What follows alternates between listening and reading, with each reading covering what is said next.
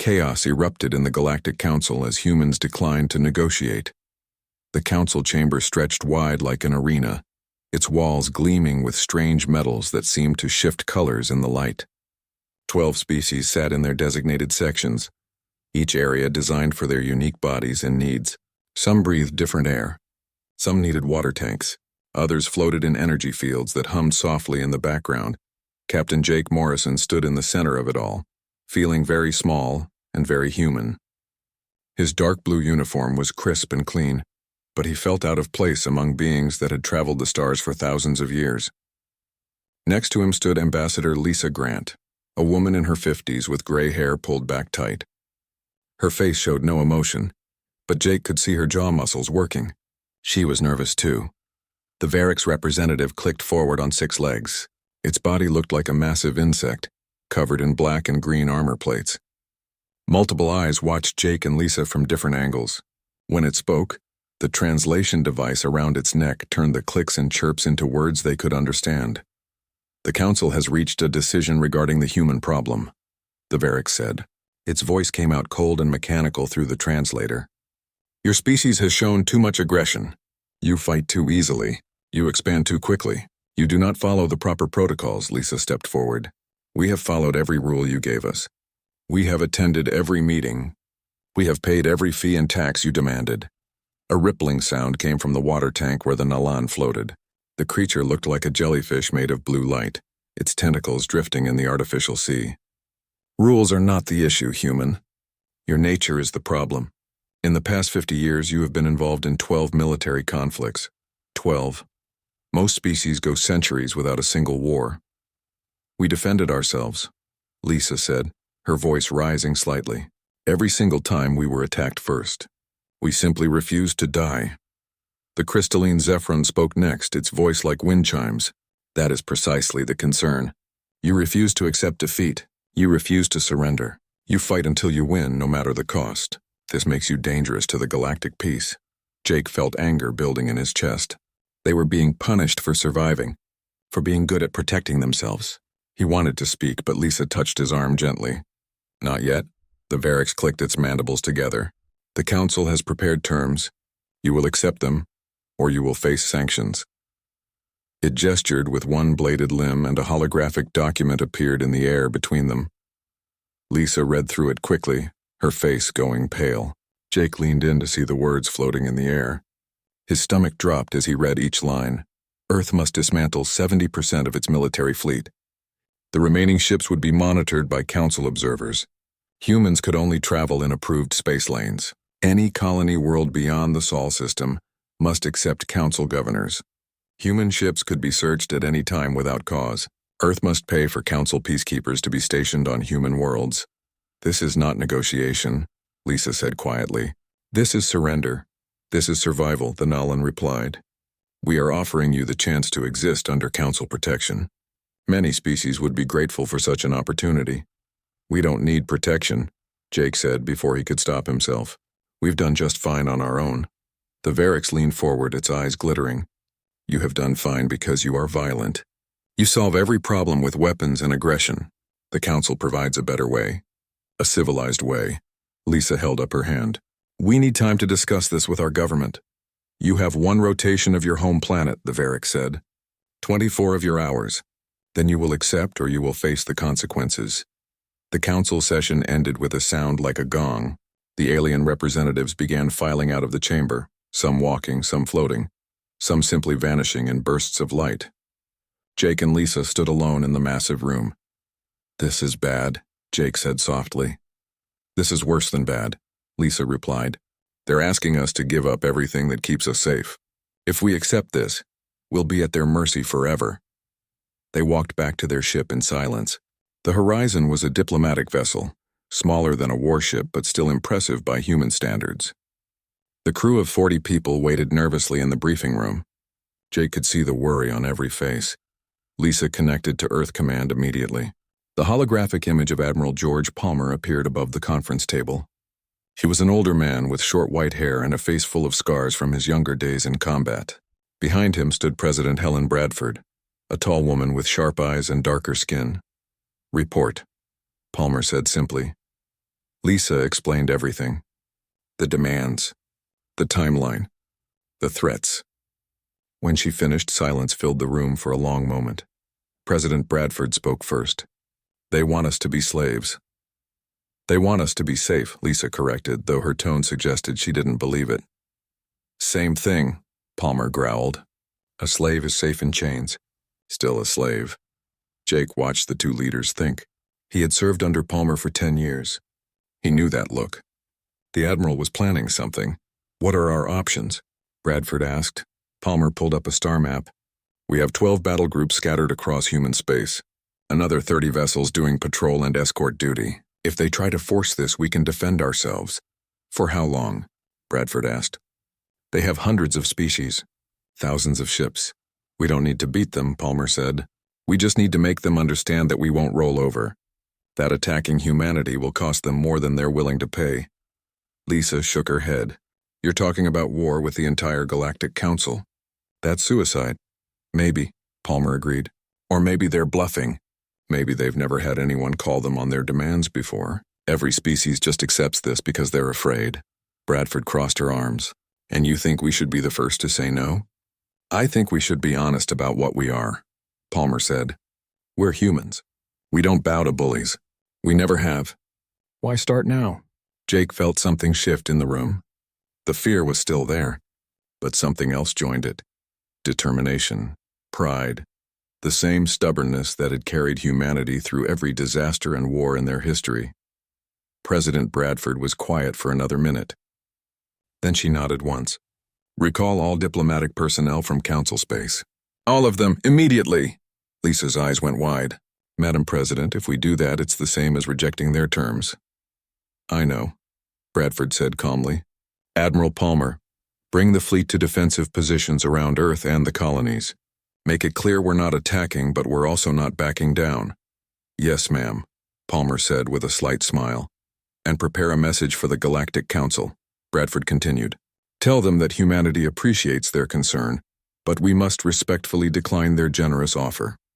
Tell them we will defend our sovereignty, and we hope they will respect that decision. Jake felt his heart pounding. They were really doing this. They were saying no to the most powerful organization in the galaxy. This is going to cause chaos, Lisa said softly. I know, Bradford replied, but sometimes chaos is better than chains. The transmission ended. Jake looked at Lisa and she looked back at him. There was no going back now.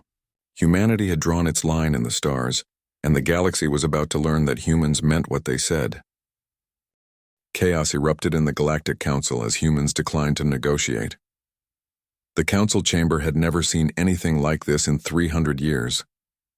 Delegates shouted across the circular room, some in their own languages, others through translators that struggled to keep up with the angry voices.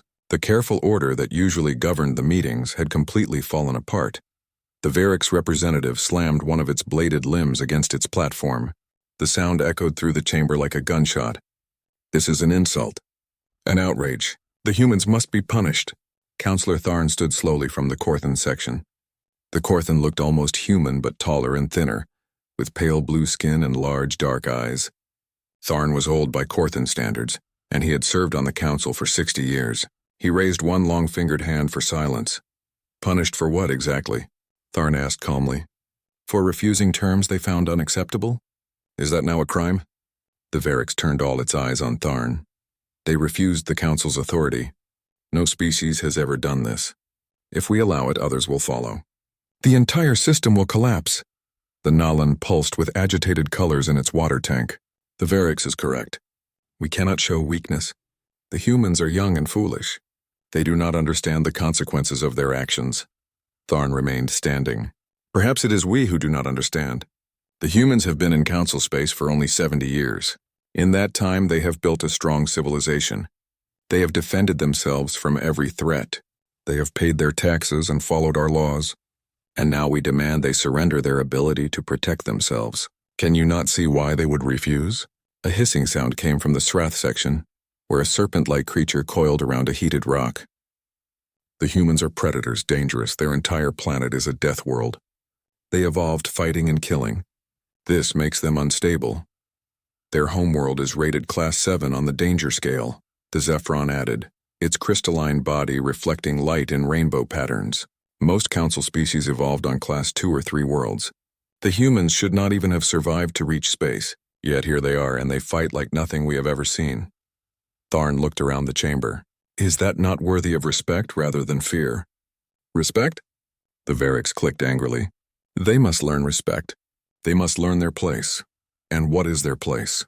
Tharn asked. Under our control? Stripped of their defenses? Is that how the council maintains peace? Through domination? The chamber erupted again in argument. The meeting dissolved into smaller groups, each species debating among themselves. The unity that had held the council together for centuries was cracking. Meanwhile, at the edge of council space, Captain Jake Morrison watched his crew prepare the horizon for departure. They had received orders to evacuate all human personnel from the council station. 53 diplomats, scientists, and support staff needed to be moved, along with all their equipment and files. How long do we have? Asked Lieutenant Nina Cross, Jake's second in command. She was young, barely 30, with red hair tied back in a practical bun. 12 hours, Jake replied. After that, who knows what happens. Nina checked her data pad. We can be loaded and ready in 8. But Captain, have you heard the rumors? Which ones? Jake asked, though he had heard plenty. The entire station was buzzing with gossip and speculation. They say the Variks are calling for military action, that they want to make an example of Earth. Jake had heard that too. It worried him more than he wanted to admit. The Variks were one of the most powerful military species in the Council. They had conquered 17 different worlds before joining the Council. If they decided to attack Earth, it would be bad. Let them try, Jake said, though he didn't feel as confident as he sounded. Focus on getting our people home. Nina nodded and went back to organizing the evacuation. Jake stood on the observation deck looking out at the massive station. The Council station was a wonder of engineering, a city in space that housed thousands of beings from hundreds of worlds. It orbited a neutron star using its energy to power the entire complex. Beautiful, isn't it? A voice said behind him. Jake turned to find Counselor Tharn standing there. The Korthan moved quietly and Jake hadn't heard him approach. It is, Jake agreed carefully. He wasn't sure if he should be talking to a council member right now. Tharn came to stand beside him. I wanted to speak with you before you left. To warn you perhaps, and warn me about what? The Variks will push for war, Tharn said quietly. They believe they can crush humanity quickly and use your defeat to reinforce council authority. Other species will support them out of fear. Jake felt cold. And the Korthan? Where do you stand? I stand for reason, Tharn replied. I have studied your species. I know your history. You do not surrender. You do not give up. Even when you should, you find a way to keep fighting. This makes you either very brave or very stupid. Maybe both, Jake said with a slight smile. Tharn's expression remained serious. The council does not understand this. They think you will back down when you see their military power. They think you will be reasonable. We tried reasonable, Jake said. They wanted us to give up everything. I know. And that was wrong of us. Tharn looked at Jake with his large dark eyes. But I fear what comes next. War between humanity and the council will cost millions of lives, perhaps billions. Then maybe the council should reconsider their demands, Jake suggested. Maybe, Tharn agreed. But pride is a powerful thing. It affects all species, not just humans. They stood in silence for a moment, watching the stars. Will the Korthan fight against us? Jake asked finally. Tharn was quiet for a long time. I do not know. My people are divided. Some fear you. Some admire you. Some simply want to avoid the conflict entirely. He turned to face Jake directly. But I will tell you this, Captain. If war comes, do not hold back. The council has grown comfortable in their power. They have forgotten that there are consequences to their actions. Perhaps they need to be reminded. Before Jake could respond, Tharn walked away, his long legs carrying him quickly down the corridor. Back on Earth, Admiral George Palmer stood in the command center, watching screens that showed the positions of every human ship. Colonel Danny Wright worked at a nearby station, coordinating the defense platforms around Mars. The fleet is in position, Danny reported. He was a stocky man with a square jaw and short brown hair. All ships ready for defensive operations. Good, Palmer said. What about the colonies? Europa, Titan, and the asteroid stations are all on high alert. We've recalled all civilian ships to safe zones. A new figure entered the command center. Dr. Amy Sullivan carried a datapad and looked worried. She was a scientist, not a soldier, and the military environment made her uncomfortable, but Palmer had specifically requested her presence. "Admiral, you wanted to see me?" Amy asked. "Dr. Sullivan, I need your expertise," Palmer said. "You're our best xenobiologist. You've studied the Council species for years. I need to know how they think, how they'll react to what we've done." Amy set her datapad on the table and pulled up her research. The Council operates on a system of hierarchy and tradition. Every species knows its place. They've maintained this order for centuries by making examples of anyone who steps out of line. "So they'll come after us," Danny said. "Probably," Amy agreed. "But here's what they don't understand. Humans evolve differently than most Council species. We're persistence hunters. We don't give up. We don't accept defeat. It's written into our biology, our psychology, our entire culture." Palmer leaned forward. "Explain." "Most Council species evolved as prey animals or lived in stable environments," Amy said. "They learned to cooperate, to follow rules, to avoid conflict. Humans evolved chasing down prey for hours or days until it collapsed from exhaustion. We're built to keep going when everything tells us to stop. That's why we win fights," Danny said slowly, understanding dawning on his face. "Exactly," Amy confirmed. "In simulations, Council species fight in predictable patterns.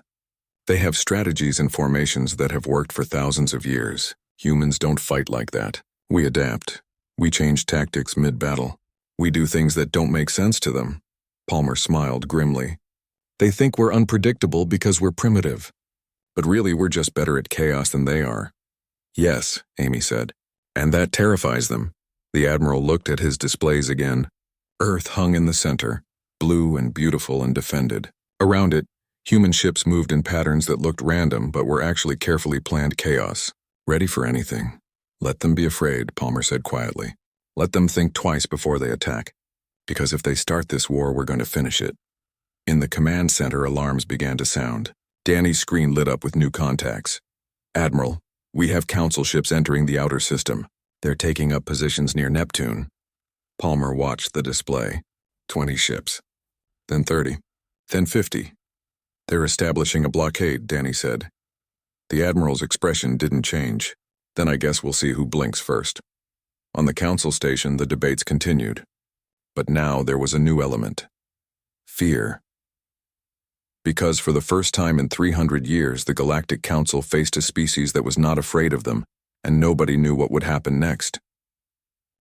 Chaos erupted in the Galactic Council as humans declined to negotiate.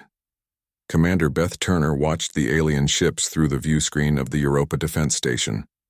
They hung in space like predators waiting for prey. 60 Council vessels now, arranged in a loose formation around the outer edges of Earth's solar system, not attacking, not leaving, just waiting. "They've been there for 3 days," said Lieutenant Kevin Ross, her tactical officer. He was nervous, constantly checking and rechecking the weapon systems. "What are they waiting for?" "Orders, probably," Beth replied. She was tired. None of them had slept much since the blockade began. The Council is still arguing among themselves. Until they make a decision, those ships just sit there. And we just sit here watching them? "That's exactly what we do," Beth said firmly. She understood Kevin's frustration. Waiting was harder than fighting. But they had their orders. Defend the system, but don't fire first. Make the Council be the ones to start the war if war was coming. A communication signal came through. Beth opened the channel and saw the face of Captain Jake Morrison appear on her screen. He looked as tired as she felt. "Commander Turner, status report?" Jake asked. "No change. They're holding position near Neptune. We've detected scout ships moving through the outer belt, but they haven't approached the inner planets." "Good, keep monitoring them. The Admiral wants to know the moment they make any aggressive moves." Beth nodded. "Understood." "How are things on Earth?" "Tense," Jake admitted. "President Bradford is preparing to make another statement. The whole planet is watching to see what happens next." After the call ended, Beth stood and stretched. Her back hurt from hours in the command chair. She walked to the observation window and looked down at Europa below. The ice moon reflected light from distant Jupiter, beautiful and cold. Human miners and scientists lived in bases under that ice. Families, children, all depending on her to keep them safe. "Commander?" We're receiving a wideband transmission, Kevin said suddenly. It's coming from Earth. The president is broadcasting to the whole system. Put it on screen, Beth ordered. President Helen Bradford appeared, sitting at her desk in the White House. She wore a simple blue suit and her expression was calm but serious. Behind her, the flags of Earth and the United Nations hung on the wall. People of Earth and those listening throughout the galaxy, Bradford began.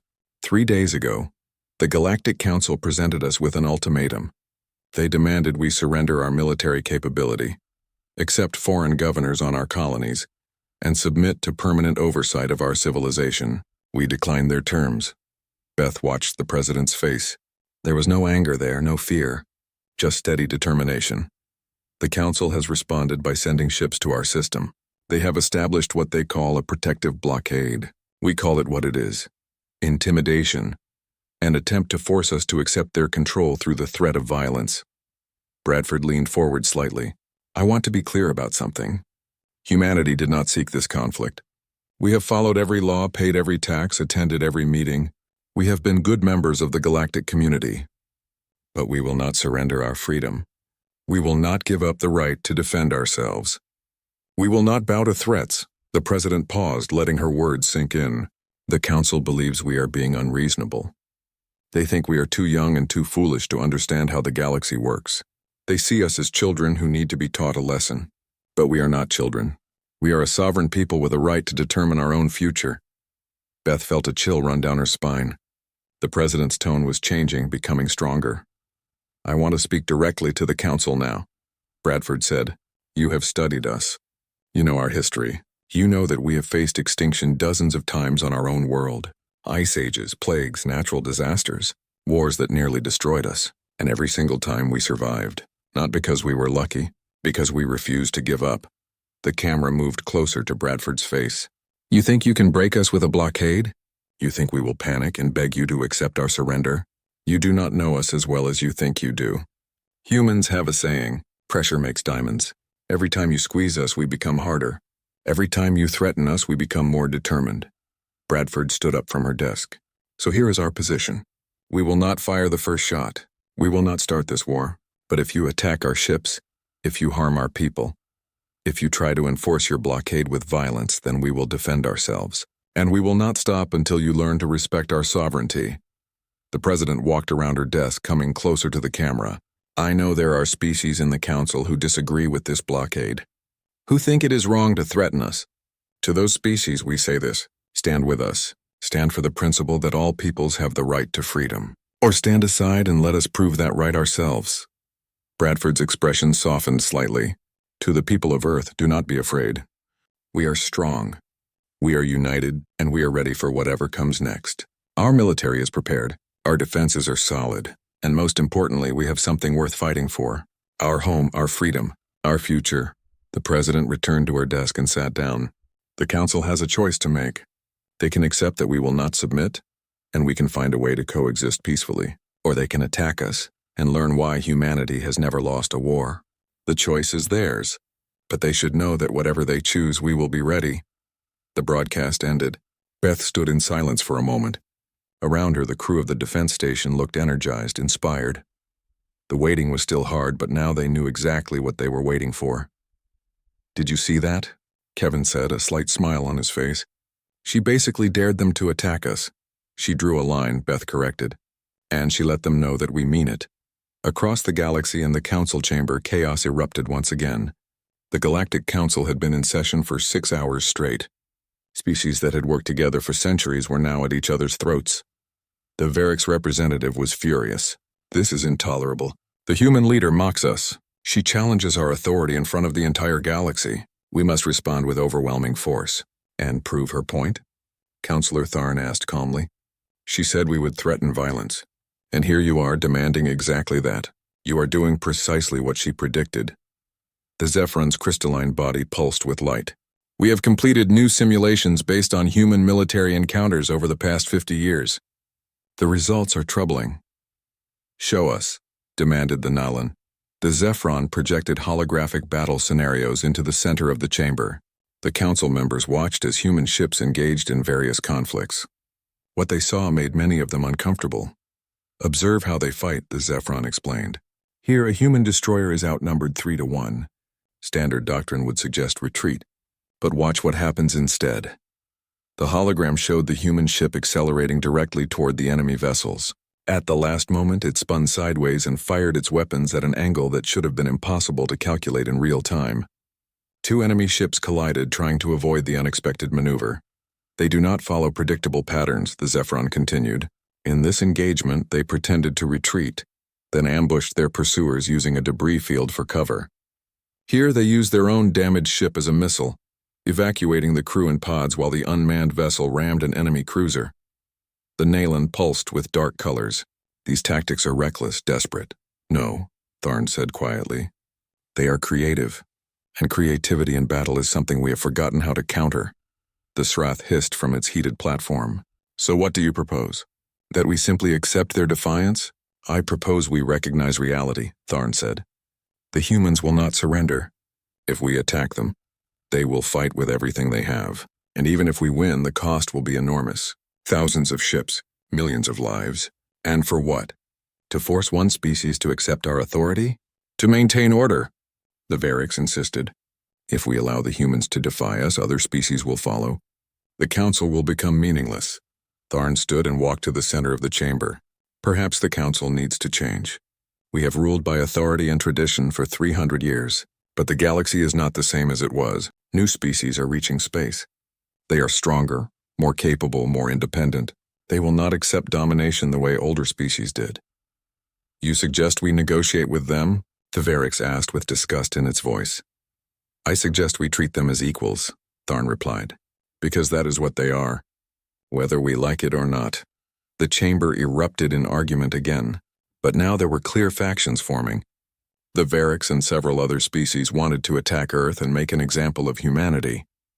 The Korthan and a few others argued for finding a peaceful solution. The rest were undecided, watching and waiting to see which side would win. On a secure channel, far from the official council communications, several species began private discussions. The Ythuran, who had chafed under council restrictions for decades. The Molar, whose colonies had been forced to accept terms similar to what Earth had rejected. The Drex, who quietly admired humanity's courage. These species watched the conflict with great interest, because they were seeing something they had never seen before. Chaos erupted in the Galactic Council as humans declined to negotiate. The Variks patrol ships moved with confidence through the asteroid belt between Mars and Jupiter. 3 vessels in tight formation, their mission simple: intercept and inspect any human ships trying to move between colonies. Show humanity that the Council meant business. Commander Vex Kalar watched his tactical display with satisfaction. The insects had excellent vision and quick reflexes, perfect for combat. His crew was experienced, veterans of a dozen border conflicts. These humans would learn to respect Council authority soon enough. Contact, his sensor officer clicked. 1 human vessel, small configuration. Appears to be a patrol ship. Designation reads as Defiant. Vex Kalar settled into his command position. Intercept course. Weapons ready but not locked. We will follow protocol. The 3 Varik ships altered their trajectory, moving to surround the human vessel. It was smaller than any of them, with odd angles and what looked like improvised armor plating. Typical human construction, functional but crude. Lieutenant Chris Baldwin sat in the command chair of the Defiant and watched the alien ships approach. He was 32, had been in space combat for 8 years, and had learned early that the best way to survive was to think differently than your enemy expected. They're trying to box us in, said Ensign Rachel Moore from the tactical station. She was young, fresh out of the academy, but she had good instincts. Standard intercept formation. Yep, Chris agreed. They think we'll stop and let them inspect us. Or try to run and they'll chase us down. Those are the 2 options they're prepared for. What are we going to do? Rachel asked. Chris smiled. Option 3. He opened a communication channel to the Varik ships. This is Lieutenant Chris Baldwin of the Earth vessel Defiant. You are in violation of free passage laws. Clear the area immediately. The response came quickly. Vex Kalar's translated voice sounded annoyed. We are enforcing council blockade protocols. Prepare to be boarded for inspection. Yeah, that's not going to happen, Chris said cheerfully. But thanks for the offer. He closed the channel and turned to Rachel. Full power to engines. Kill all safety limiters. Sir, that will burn out the regulators in about 6 minutes. Then we'll be done in 5. Helm. Execute pattern Baldwin 7. The Defiant suddenly accelerated directly toward the lead Varric ship. Vex Kalar clicked in surprise. What is it doing? Collision course? The human ship spun sideways at the last second, passing within meters of the Varric's vessel. As it passed, the Defiant fired its port thrusters at full blast. The superheated exhaust washed over the Varric ship's sensor array, temporarily blinding it. Report, Vex Kalar demanded. Sensors offline. External cameras damaged. By the time the Varric ship recovered, the Defiant was already behind them, accelerating toward one of the other patrol vessels. This time, Chris didn't try to pass close. Instead, he fired the Defiant's weapons, but not at the ship. At the space around it, small explosive rounds detonated in a sphere around the second Varric's vessel. They didn't hit the shields or armor. They created a rapidly expanding cloud of debris and shrapnel that sensors read as dozens of incoming missiles. The Varric ship panicked and broke formation, its automated defense systems firing wildly at threats that didn't exist. The third ship tried to compensate, moving to intercept the Defiant from a new angle. Chris was ready for that. The Defiant suddenly reversed thrust, using the same maneuver that had destroyed their regulators to come to a nearly complete stop in space. The third Varric ship shot past, unable to match the impossible deceleration. Now, Rachel, Chris said calmly. Rachel had been waiting for the command. She fired the Defiant's main cannon at minimum power, not enough to penetrate shields, but enough to create a bright flash of energy. The shot passed directly across the Varric ship's bridge viewports. In the command center of that ship, the crew saw what looked like a full-power weapon strike coming straight at them. They flinched, raising emergency shields and diving away from the perceived threat. All 3 Varric ships were now scattered, confused, and out of position. Chris guided the Defiant through the gap they had created and accelerated toward the inner system. Contact Earth Command and let them know we just ran the blockade, Chris said. And someone start replacing those regulators before the engines catch fire. Rachel was staring at her display. Sir, we just beat 3 enemy ships without firing a real shot. We didn't beat them, Chris corrected. We confused them, made them react instead of act. That's different. Back on the lead Varric ship, Vex Kalar was furious. How did that happen? How did one small ship evade all 3 of us? His tactical officer had no good answer. They did not follow any known combat pattern. Every maneuver was unpredictable. It was like they were making it up as they went along. That's impossible. Combat requires planning and coordination. Perhaps not for humans, the officer suggested quietly. The incident was reported immediately to the council. Within hours, it became the subject of intense analysis. Dr. Amy Sullivan was called to an emergency session of Earth Command to explain what had happened and why. She stood in front of a room full of admirals and generals, all wanting answers. Admiral Palmer sat in the center, watching her with tired but alert eyes. It's about how we evolved, Amy explained, pulling up charts and graphs. Most council species developed in stable environments. They learned to hunt or gather using proven methods that worked over thousands of generations. Their military tactics reflect this. They have strategies that have been refined for centuries. They're very good at following plans. And humans? Palmer asked. Humans evolved as pursuit predators on a death world, Amy continued. We didn't have the luxury of stable environments. We had to adapt constantly, hunt in different terrain, track different prey, deal with changing weather, competing predators and resources that appeared and disappeared unpredictably. We learned to improvise. She changed the display to show human combat history. Look at our military history. Every major battle includes someone doing something unexpected. Something that shouldn't work according to standard tactics but does because it catches the enemy by surprise. Colonel Danny Wright leaned forward.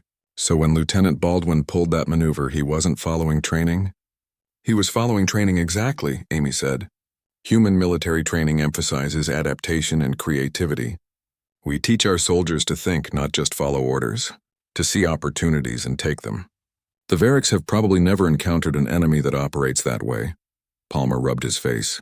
Which means every encounter is going to be chaos from their perspective. Controlled chaos, Amy corrected. From our perspective, it makes perfect sense. We see the situation, we adapt, we overcome. But to species that rely on predictable patterns, it looks like random madness. Can they adapt to our style? Someone asked. Eventually, Amy admitted. But it will take time and it will be difficult. They'll have to retrain their thinking, their entire military doctrine. And even then, they'll always be one step behind because we'll keep adapting faster than they can respond.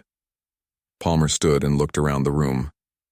So what you're telling me is that our tactical advantage isn't technology or numbers. It's creativity. Yes, sir. And the Council doesn't know how to fight creativity. The Admiral smiled grimly. Then let's make sure every encounter reinforces that lesson. I want our ships running drills. Creative drills. Show them maneuvers they've never seen. Make them question everything they think they know about combat. The orders went out. Over the next few days, human ships throughout the system conducted exercises that looked completely insane to anyone watching. Ships spinning in ways that wasted energy, formations that broke apart and reformed randomly, weapons fired at nothing in particular. The Council forces watched and tried to understand. Their analysts built models and ran simulations. But every model failed because they were trying to find patterns and actions that were deliberately unpredictable. Meanwhile, Captain Jake Morrison and Ambassador Lisa Grant arrived at a neutral trading station far from the conflict zone. The station was called Haven, and it served as a meeting place for species that wanted to conduct business away from Council oversight. Are you sure this is safe? Lisa asked as their shuttle approached the docking bay. Safer than the Council station, Jake replied. At least here nobody is officially trying to kill us. They had come looking for information. The Admiral wanted to know how other species were reacting to the standoff, what they were saying in private, whether there were potential allies among the Council members. Haven was a chaotic place. Species from all over the galaxy mixed freely, trading goods and information in an atmosphere that was barely controlled. Jake and Lisa made their way through the crowded corridors, drawing curious looks from aliens who had heard about the human situation. They found their contact in a bar that served liquid suitable for a dozen different biologies. She was a Molor merchant named Kess with 4 arms and gray skin that seemed to shift colors based on her mood. You humans have made quite the stir, Kess said as they sat down. The whole galaxy is talking about nothing else. Species taking sides, arguments in every port. It's wonderful for business. We're looking for information, Lisa said. What are species saying when the Council isn't listening? Chaos erupted in the Galactic Council as humans declined to negotiate. The Council chamber had never been so empty. Of the 12 species that normally attended sessions, only 7 were present. The others had sent messages claiming urgent matters at home. Everyone knew what it really meant. They were distancing themselves from what came next. Councillor Tharn looked around the chamber with sadness. 300 years of unity, crumbling in just 2 weeks, all because no one had been willing to compromise. The Varix representative stood in the center. The Council must act decisively. We have prepared a military response. 300 ships will enter the human system and enforce compliance. They will have one final chance to surrender. If they refuse, we will disable their military capability by force. This is madness, Tharn said. You have seen the reports. You know how the humans fight.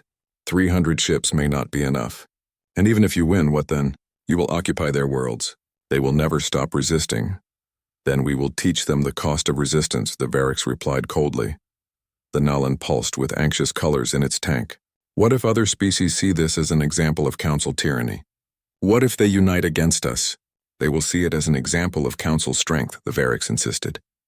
They will remember why they accepted our authority in the first place. Because the alternative is war, Tharn stood. I cannot support this action. The Korthan will not send ships to attack Earth. Then the Korthan will be remembered as allies of chaos, the Varix said. Perhaps, Tharn agreed. Or perhaps we will be remembered as the ones who tried to prevent a terrible mistake. He walked out of the chamber. Behind him, the remaining species voted. 5 in favor of military action, 2 abstaining. It was enough. The order was given. The Council fleet would move against Earth. On the neutral station, Haven, alarms began blaring. Captain Jake Morrison and Ambassador Lisa Grant were in their shuttle when the emergency broadcast came through. All ships were advised to leave the area immediately. A major military action was about to begin. We need to get home, Lisa said, her face pale. Already on it, Jake replied, programming a jump sequence into the shuttle's computer. Hang on, this is going to be rough. The shuttle accelerated hard, pushing them back into their seats. They had to reach Earth before the Council fleet arrived. Had to warn them, but they were too late. The Council forces had already begun their approach. Commander Beth Turner stood on the bridge of the Europa Defense Station and watched her displays light up with contact warnings. Ships were jumping into the system. Dozens of them. Then hundreds. 312 vessels confirmed, Lieutenant Kevin Ross reported. His voice was steady despite the fear in his eyes. Multiple species. Heavy weapons platforms. They're forming attack formations. Beth opened a channel to Earth Command. Admiral Palmer, the Council fleet has arrived. Requesting orders. Palmer's face appeared on her screen. He looked tired but determined. All defensive stations, weapons free. You are authorized to return fire if fired upon. But Beth, listen to me. Do not start this. Make them be the ones who throw the first punch. Understood, sir. The Council fleet moved into a spherical formation around Earth's orbital space. It was an impressive display of force. Ship after ship taking up position. Weapons powered but not yet firing. A message was broadcast on all frequencies. This is Fleet Commander Zex Kalan of the Galactic Council Forces. We are here to enforce compliance with Council authority. All human military vessels must power down their weapons immediately. You have 10 of your minutes to comply. Failure to do so will result in the use of force. On Earth, President Helen Bradford stood in the Situation Room deep beneath the White House. Around her, military leaders and civilian advisors watched the displays showing the Council fleet. It looked hopeless. 300 ships against maybe 50 human vessels scattered throughout the system. Madam President, said Admiral Palmer, your orders? Bradford looked at the displays for a long moment. Open a channel. All frequencies. I want everyone to hear this. The communication went out. Every ship in the system received it. Every station, every colony, and through relay systems it reached across the galaxy to anyone paying attention. This is President Helen Bradford of Earth, she began. We have received your ultimatum. We have 10 minutes to surrender or you will attack us. I want to make something very clear to you and to everyone listening. We will not surrender. Not in 10 minutes. Not in 10 hours. Not ever. In the Council fleet, Commander Zex Callan listened with growing anger. The human leader was refusing again, making speeches when she should be begging for mercy. You have more ships than us, Bradford continued. More weapons. More experience in space warfare. By every logical calculation, you should be able to crush us easily. And maybe you can. Maybe you will destroy our fleet and bombard our worlds. Maybe you will kill millions of us. The president's voice grew stronger. But you will not make us surrender. Because we have something you have forgotten. We have a reason to fight. This is our home. These are our people. Our freedom. And we will defend it with everything we have. Not because we think we can win. Because we refuse to lose. Bradford looked directly at the camera. You think you know us. You think you understand humans because you have studied our history. But you miss the most important part. We do not fight because we are violent. We fight because we have to. Because every time someone tried to conquer us, enslave us, or erase us, we said no. And we kept saying no until they gave up or we destroyed them. So come ahead, Council Fleet. Attack us. See what happens when you try to break a species that has never learned how to stay broken. See what happens when you threaten people who have survived ice ages, plagues, world wars, and near extinction. See what happens when you pick a fight with humans. The transmission ended. In the Situation Room, silence fell. Admiral Palmer looked at Bradford with something like awe. That was either the bravest speech I have ever heard, he said quietly, or the last words we will ever speak as a free people. Maybe both, Bradford replied. But at least we go out standing up. In the Council fleet, confusion spread. Commander Zex Kalan had expected surrender or at least fear. Instead, the humans were broadcasting defiance. It made no sense. They had to know they were outnumbered. Should we attack? His tactical officer asked. Zex Kalan hesitated. Something felt wrong. The humans were too calm, too confident, like they knew something the Council did not. Then his sensors began screaming warnings. Human ships throughout the system were moving. Not attacking, not running. Moving into formations that made no tactical sense. They were spreading out, some accelerating toward the Council fleet, others hanging back, some diving toward planetary orbits. What are they doing? The tactical officer demanded. I do not know, Zex Kalan admitted, but ready all weapons. If they attack, we respond with full force. Lieutenant Chris Baldwin sat in the command chair of the Defiant and watched the chaos unfold. The Admiral's plan was insane. Absolutely insane. But then again, that was kind of the point. All ships begin pattern Crazy Ivan, came the order from Earth Command. Chris smiled. You heard the man. Let's show them what crazy looks like.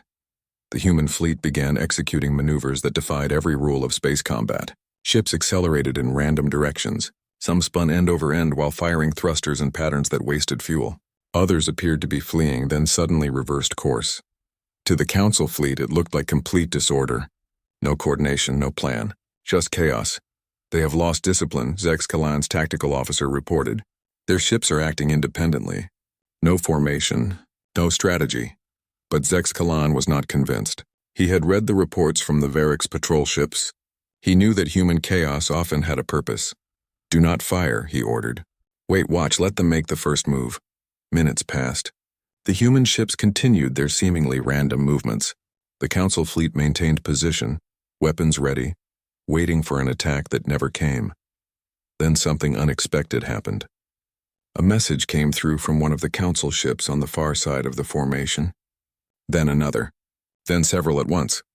Commander, we are receiving communications from multiple vessels, the communication officer reported. They are asking permission to withdraw from the engagement. What? Which species? The Ythuran ships, the Muller contingent. 6 vessels from the Drex fleet. They all claim equipment malfunctions or orders from their home governments to stand down. Zex Kalan felt his confidence wavering. The Council fleet was fracturing before the battle even began. And still the humans just moved in their chaotic patterns, waiting. On the Haven station, Counselor Tharn received a private communication. It was from Admiral Palmer himself. Counselor, I believe you are someone who prefers peace to war, Palmer said. I am sending you tactical data from our defense computers. Show it to your military leaders. Show them what will happen if this battle begins. Tharn accessed the data and felt his blood go cold. The humans had run simulations. Hundreds of them. Each one showed the same result. Yes, the Council fleet would probably win eventually, but the cost would be devastating. Human ships fighting with unpredictable tactics, using their own vessels as weapons, targeting not just military ships but command and control systems.